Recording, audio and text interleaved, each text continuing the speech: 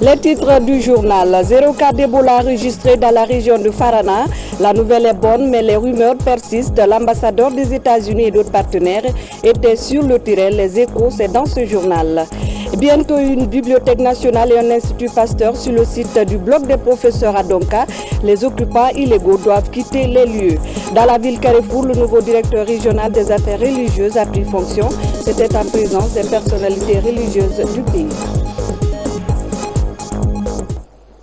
Bonsoir et merci de nous regarder. Comme annoncé depuis le 28 janvier dernier, la préfecture de Farana n'a enregistré aucun cas d'Ebola. C'est certes une bonne nouvelle, mais à côté, les rumeurs provoquent la réticence des populations par endroits. Une forte délégation composée des représentants de l'OMS, du PNUD, de CDC Atlanta et l'ambassadeur des États-Unis en Guinée en tournée dans la région s'est rendue à la source du Niger. Safiatou Kondé. Il y a 11 mois que l'épidémie d'Ebola a été déclarée dans notre pays. Et depuis, les partenaires internationaux accompagnent le système sanitaire national.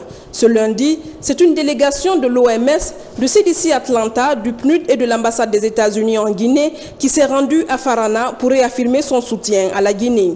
Ces diplomates sont venus écouter et échanger avec la population sous la réticence qui fait écho dans cette préfecture. On ne parle plus d'Ebola à Farana, mais on parle d'autre chose qui est plus sérieux qu'Ebola, qui ravage plus que Ebola. C'est les fausses rumeurs, la manipulation, la désinformation, l'intoxication des enfants, des écoliers à bas âge. C'est-à-dire, je ne peux pas expliquer, je ne peux pas comprendre qu'une question de santé publique, qui est l'affaire de tout le monde, qu'il se trouve qu'il y a des individus qui se disent guinéens. Nous avons aujourd'hui une situation à laquelle nous sommes confrontés, c'est de convaincre les parents pour que les rumeurs soient vraiment arrêtées. Et à ce niveau-là, nous allons nous battre. À la source du Niger, la coordination préfectorale procède à un rapport hebdomadaire.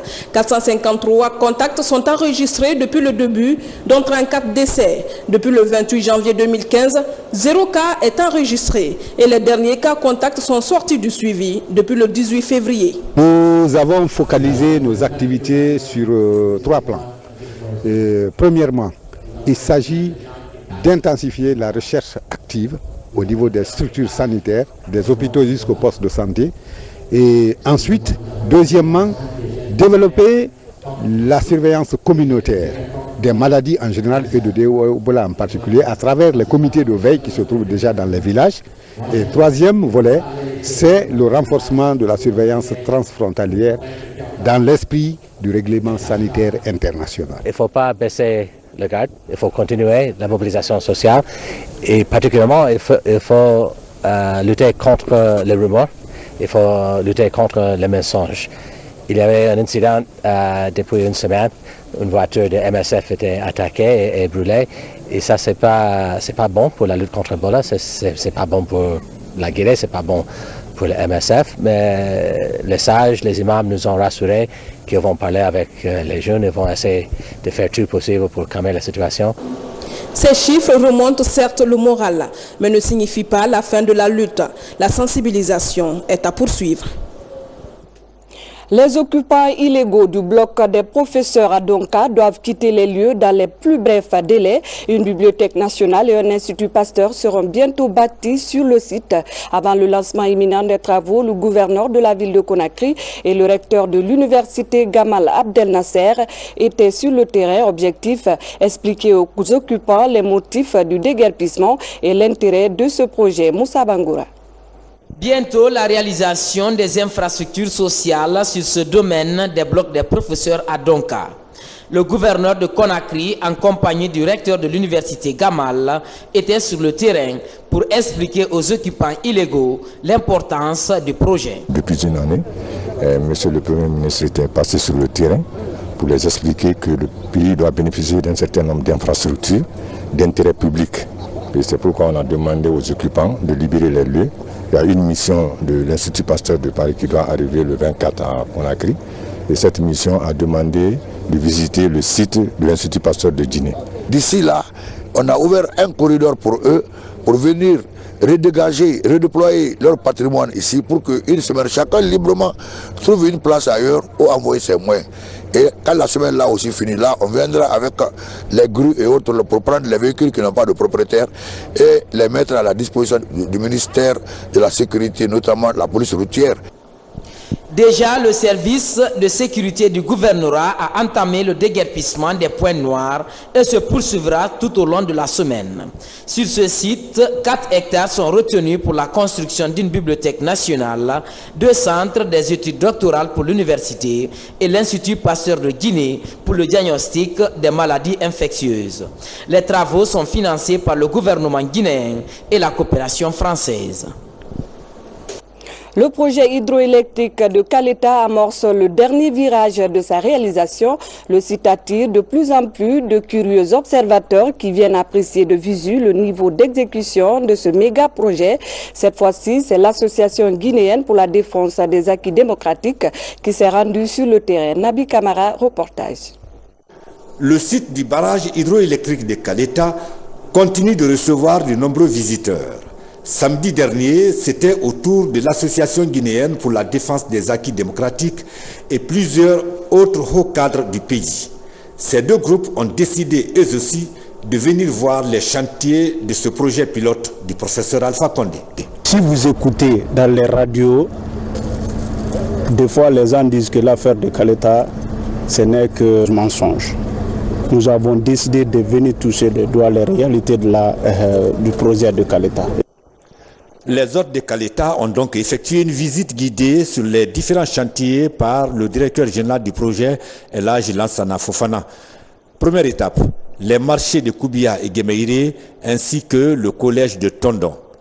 Des infrastructures réalisées par le projet dans le cadre de l'exécution de son plan de gestion environnementale et sociale. Deuxième étape, le pont de 200 mètres construit sur le fleuve Badji avant de faire découvrir par les visiteurs le grand ouvrage hydroélectrique en fin de réalisation. Une infrastructure d'envergure qui va produire bientôt 240 MW de courant pour mettre définitivement fin au délestage dans notre capitale. La visite des chantiers de Caleta par ses invités de la direction générale du projet a pris fin par Bengué, site de réinstallation des citoyens de Kassia où 98 bâtiments sont prévus avec tout le confort, et la cité du maître d'ouvrage prête à recevoir elle aussi 52 villas modernes. Les impressions sont très bonnes.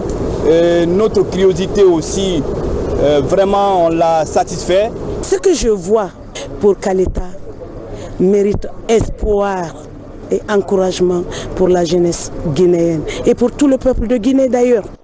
Une visite pleine de chaleur et de convivialité, toute chose qui réjouit la direction générale du projet pour rassurer ses hôtes du respect de la date butoir du 31 mai 2015 pour lancer la première turbine de l'usine du barrage de Caleta. L'Union des femmes de la Guinée forestière soutient les actions de développement du professeur Alpha Condé. Les membres de l'association viennent de sillonner la région au sud du pays. Ces femmes leaders ont procédé à l'installation des antennes de l'Union dans les préfectures de Zérékoré, Lola, Beila et Yomo. Al-Gassimouba. Soutenir les actions du professeur Alpha Condé devient la principale mission de l'Union des femmes de la Guinée forestière. Dans la réalisation de ces tâches, l'Union a sillonné certaines préfectures de la région forestière, dont Zérékoré, Lola, Beila et Yomu. Objectif, installer les antennes de l'Union dans ces différentes localités. Nous, on est là pour aider les actions du président de la République, le professeur Alpha Condé. Nous, les femmes, on a demandé de nous réunir, de nous donner la main pour l'aider, parce que ce qu'il est en train de faire, il fait ça pour les femmes. Au cours de son périple, l'Union des femmes de la Guinée forestière a fédéré tous les groupements, serrés, ONG et associations de femmes au sein d'une même structure afin de mieux participer au développement socio-économique de la région. L'Union fait la force. Donc on s'est dit que si on laisse les associations-là évoluer en solo, ce ne serait pas bon. C'est mieux de les mettre ensemble pour créer une union entre ces associations pour qu'on soit plus fort et défendre les intérêts de notre union. L'Union des femmes de la Guinée forestière œuvre depuis 2013 à faciliter l'accès des femmes au microcrédit tout en consolidant la paix et l'unité nationale. La région de Kankan s'apprête à abriter les festivités marquant le 57e anniversaire de l'indépendance de notre pays. Même si le 56e anniversaire prévu à Mamo reste différé pour cause d'épidémie d'Ebola, Kankan se prépare à célébrer avec faste le 2 octobre 2015. Le constat dans ce reportage de Fodé Bangali Fofana. Kankan Nabaya, cette ville de Alpha Kabine Kaba et de Cheikh Fantamadi Chérif, s'apprête à accueillir les festivités commémoratives de l'an 57 de l'indépendance de notre pays. Un grand événement que toute la région va connaître, la fête de l'indépendance. Je voudrais remercier le président de la République qui a bien voulu porter le choix sur la région administrative de Kankan. Et en tant que première autorité de cette région, au nom de toutes les populations de la région, nous lui disons grand merci et nous lui affirmons que nous serons à la hauteur de cette confiance placée en nous par la dimension que va revêtir cette célébration et par tout ce que nous allons apporter en termes d'initiative pour colorer effectivement cette mission. Pour le gouverneur de Kankan, cette région a beaucoup d'opportunités. Après plus de 50 années d'indépendance, il a fallu que ce soit l'avènement du président de la République, le professeur Alpha Condé, pour qu'on pense à une telle initiative en vue d'une participation effective de toutes les populations de l'intérieur du pays à la célébration. Et ce qu'il y a à retenir, c'est qu'en très peu de temps, oui, en 3 ans seulement, nous avons vu que partout où cette indépendance a été célébrée, les villes de la région ont changé de look, ont changé de physionomie. Kankan a besoin justement de célébrer cette fête avec un nouveau visage aussi, dans le cadre de la réhabilitation des infrastructures, dans le cadre de la construction de nouvelles infrastructures. Dans toutes les 5 préfectures de la région, des dispositions sont en train d'être prises pour bien accueillir cet événement de grande portée pour que cette fête d'indépendance de notre pays soit plus belle ici à Kankan que partout ailleurs. Retour à Conakry où des journalistes des médias publics et privés sont actuellement en formation à la Maison de la Presse. Ils doivent être outillés pour mieux informer les citoyens et barrer la route aux rumeurs et aux désinformations. L'Union européenne et des organisations non gouvernementales s'attellent ainsi à la promotion du journalisme d'investigation et à la consolidation des acquis démocratiques. Reportage Kerno Ousmane Diallo. Professionnel des médias guinéens à l'école du journalisme d'investigation appliqué aux questions migratoires. Le Centre de commerce international pour le développement, CECID, en partenariat avec l'Institut Panos de Dakar, met en œuvre un réseau de journalistes spécialisés dans des questions de migration à travers l'Afrique. C'est le projet Reporters des frontières. Souvent, on consomme une certaine information qui vient des pays du Nord. Il faudrait qu'au niveau africain, que l'on puisse vraiment aller vers l'investigation, fouiller plus l'information. Nous voulons donc qu'il y ait plus de débats sur ces questions qui concernent vraiment les Africains, parce que nous sommes des pays de départ, de migration. Et quand on traite la question, c'est traité de manière très réductrice, c'est-à-dire traité du côté juridique illégal, mais les autres facteurs, notamment le facteur environnement, politique, économique, qui accompagnent toute la question, sont occultés par les médias. Donc la formation devrait permettre aux journalistes d'avoir les outils pour approfondir la question des migrations une fois qu'ils décident de couvrir la question, alors qu'on regarde les tenants et les aboutissants. Ce programme, déjà développé au Sénégal, au Niger, en Côte d'Ivoire et dans 3 autres États africains, est soutenu par l'Union européenne. Durant 5 jours, les journalistes vont être amenés à comprendre les droits des migrants et enrichir leurs connaissances en journalisme d'investigation. L'Union européenne estime que ça fait partie de l'effort démocratique et de la construction démocratique en Guinée de promouvoir ce journalisme d'investigation, notamment à travers ce volet des migrations qui est une bonne opportunité, mais qui évidemment peut recouvrir tout un tas d'autres questions. C'est en 2014 que le projet Reporters des frontières a été initié. Il prendra fin en 2016, 3 ans pour impliquer les hommes de médias africains dans la bataille contre l'immigration clandestine par exemple.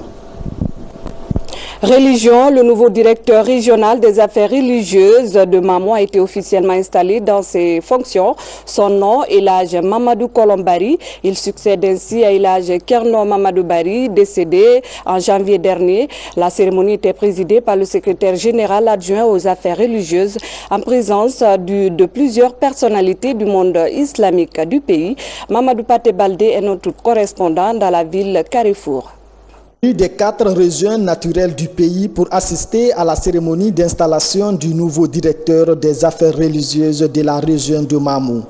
Elhadj Mamadou Kolombari succède à Elhadj Kerno Mamadou Moualmami, décédé le mois dernier.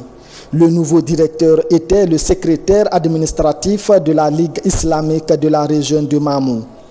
Dans ses nouvelles fonctions, Elhadj Mamadou Kolombari se fixe pour objectif la consolidation de la paix et la promotion de l'islam. Nos priorités, c'est continuer l'œuvre d'Elhadj Kerno Mamadou Bari, parce que cette œuvre-là a été indescriptible.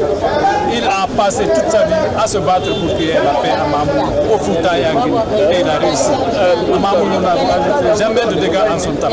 La paix a régné, l'entente, il n'y a pas d'ethnie à Mamou, il n'y a pas de différence de secte religieuse à Mamou. Tout le monde s'est entendu, tout le monde a travaillé pour cette paix. C'est cela que nous allons continuer avec vigueur, avec l'assistance, l'accompagnement de toute la population de Mamou. Le nouveau directeur des affaires religieuses de la région de Mamou invite les fidèles musulmans de sa région à œuvrer en faveur de l'unité nationale. En Guinée, nous sommes un pays où toutes les religions se côtoient. Ici, on n'a pas de problème de lutte entre les religions. Tout le monde se comprend. C'est ce qui explique la beauté et la force de ce pays-là. Que les gens comprennent qu'il faut obligatoirement qu'il y ait la paix pour que notre pays se développe. Mamou est l'une des régions du Fouta qui regorge plusieurs foyers islamiques, dont la cité religieuse de Timbo. Mamou, la ville Carrefour, connaît depuis le début de l'année de multiples braquages. En moins de 2 mois, la police annonce avoir enregistré 15 attaques à main armée. Les véhicules de transport en commun sur les axes routiers reliés à Mamou et les 4 autres préfectures sont ciblés. Les agents de sécurité demandent beaucoup plus de moyens pour assurer la sécurité dans la région, nous rapporte la radio nationale. On parle cinéma dans ce journal. Les représentants de la Fédération panafricaine du cinéma étaient aujourd'hui face à la presse. Il était question d'échanger avec les hommes de médias sur les résolutions du congrès de Nairobi, un important rendez-vous de promotion du cinéma africain qui apporte une expérience fructueuse au 7e art guinéen. Compte rendu, Saamara Tolno, Fatimatou Diallo.